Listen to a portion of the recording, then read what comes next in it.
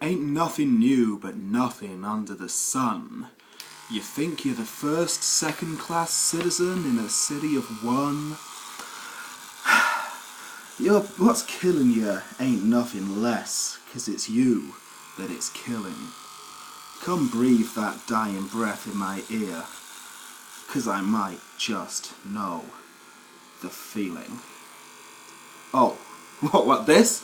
Oh no, I haven't lost my marbles or anything, it's still good. I know you think I rehearse the hell out of these things some, so I felt I'd better make a point to you. Now, before we look to the future, let's take a little trip to the past, shall we? I'll finish this later.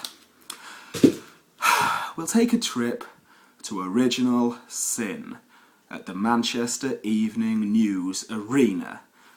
Picture the scene. The sold-out Manchester crowd going wild as the mass media megastar leads the crowd in a rendition of I Wanna Be Adored by the Stone Roses with the Roses themselves, bringing their comeback tour forward months just to play me down to the ring. The crowd goes wild, the feel of destiny is in the air.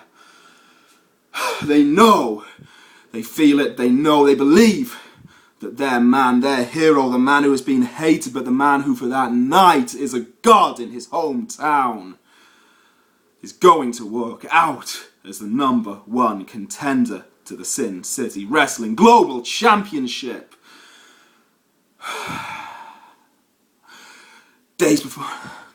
Just days before I had announced my glorious 3-year plan to walk out of Sin City Wrestling at Cancun Clash 2014. Having transformed the sports entertainment industry, the entire business, the entire entertainment world was rocked to its very core in anticipation of what was about to happen. Then it comes down to the last couple of guys in that ring. Yeah, you remember it, Sam? I know you remember it. It's you, it's me.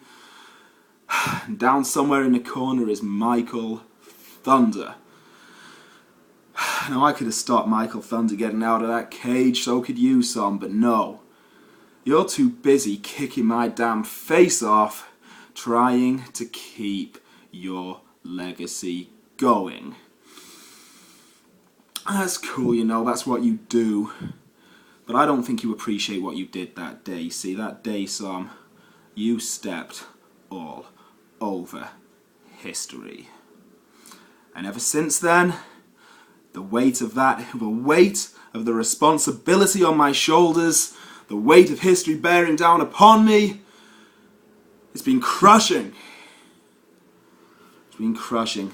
For those of you who are keeping score, and I know that's all of you, ever since I announced my plan to finish my career at Cancun Clash 2014 with a monumental victory over Danny MDK Tenegra, well, I haven't won a match. I've lost to Extreme, I've lost to Stu Hu, I've lost to Sabra Nikolaev, I've lost to everyone who has walked into my path. Is it because those people are better than me? Well, we know damn well that it's not. It's because at Original Sin, Sam, I had my destiny stolen from me, and it has been tearing me apart. And now look at me. Look at me, Sam. I've spent the last week doing photo shoots I don't want to go to. I spent the last months filming reality shows that I thought I'd put behind me, working for my mother. Because of what happened. Because of what happened in Manchester, getting me labelled as a thug. Yeah, you see, I get in one little fight in a cafe, and suddenly I'm a slave to my work permit!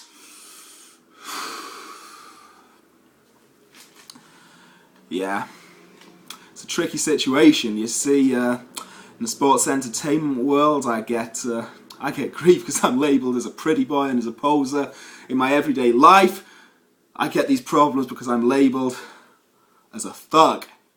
It's a situation. It's kind of it's contradictory, you know. It wraps in on itself, and it's self-defeating. If only there was some kind of catchy word for that sort of situation. Oh, damn it! It'll come to me. So never mind. But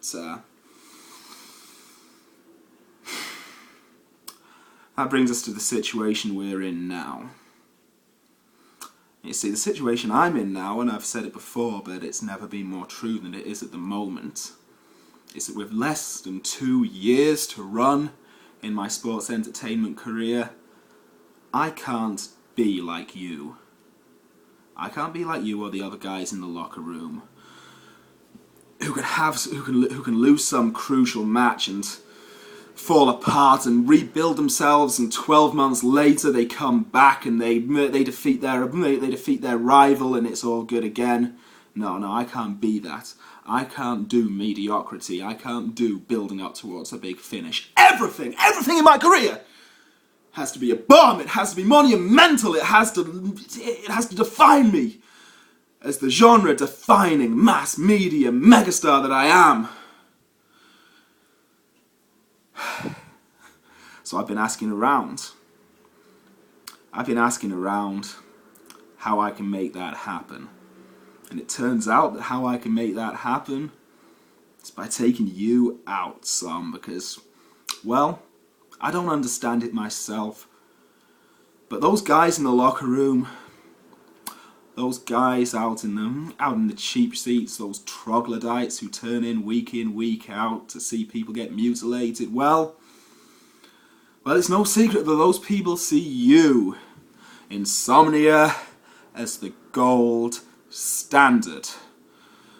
Someone cuts a great promo, they say, hey, that's almost some-like in its intensity. Someone pulls off a monumental match, they say, hey, that was almost like an Insomnia classic. Because you, in their eyes, you are that gold standard. You are the standard that they all want to live up to. And beating you even after my month of humiliation, my month of degradation, my month of working for my mother, of defeats, of looking like the nothing I was labelled as right from the start. Oh, we both know that if I take you out at Double Down, when I take you out at Double Down, all that is going to count for nothing. That is what they will remember. That is the career-defining moment. That is when they will say, this isn't just a showman. This isn't just a guy who bought diversity, who bought Dizzy, who bought Tiny Temper, who bought the Stone Roses, who brought fireworks and passion and brilliance and charisma back to the sports entertainment industry. No, this is a bona fide, blue chip, in-ring competitor to rival the greatest that have ever walked through those ropes. So I've been asking around, and the other day, a couple of weeks back on Wildcard, you'll have seen it, I spoke to a guy who we both know well about how to make that happen, about how to ensure that I defeat you and put my career back on track for the definitive, the career of greatness that it should be. I spoke to a man called Doug E. Fresh, and Doug gave me some advice. Well, that's not the first thing he did. The first thing he slapped me in the face, but hey, what's a slap between friends, eh? And after he slapped me in the face, what Doug said to me is that if it was him in that ring with you, instead of me, and I stepped in to interfere, I stepped in to have his back and protect him, he would end my life in an instant. It means that much to him. And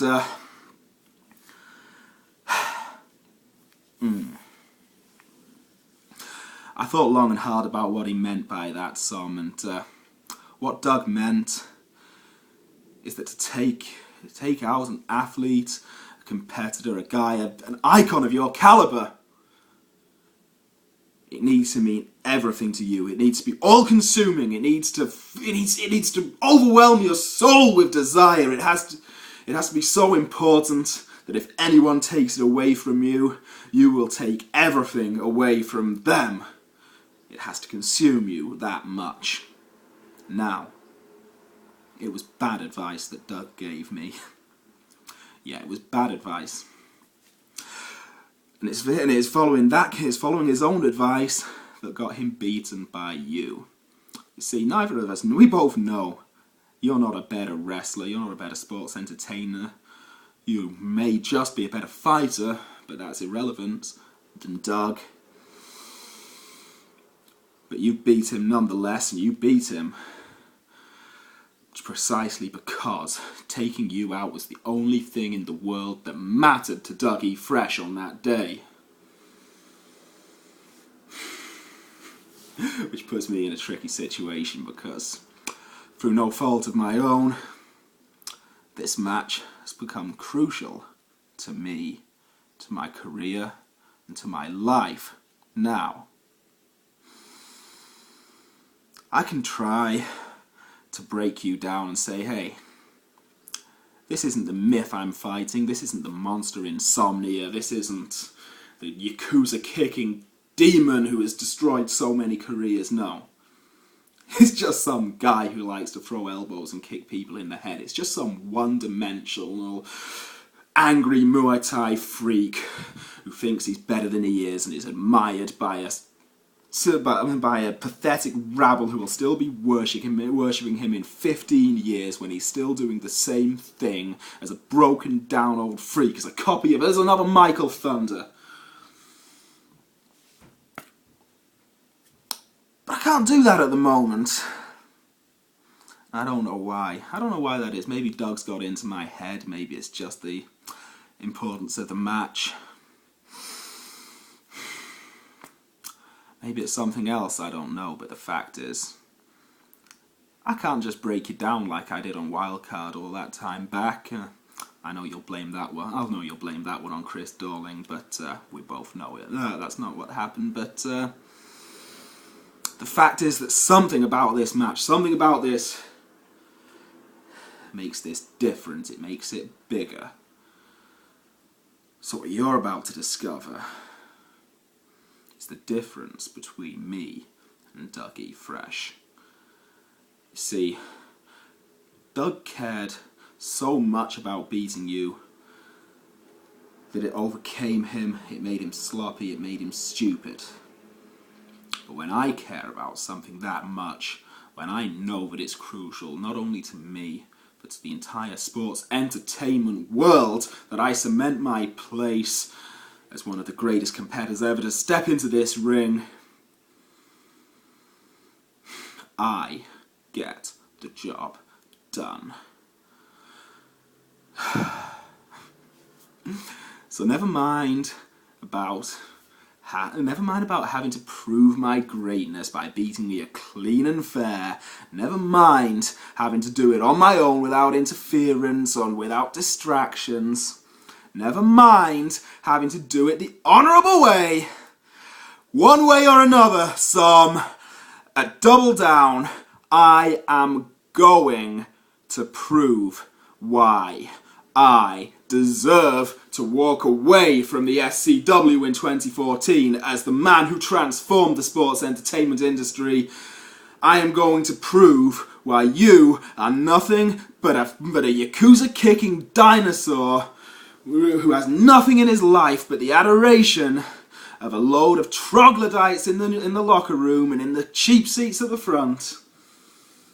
And I am going to prove why I am the one-man rating spike, the mass media megastar, and the man who is bigger than...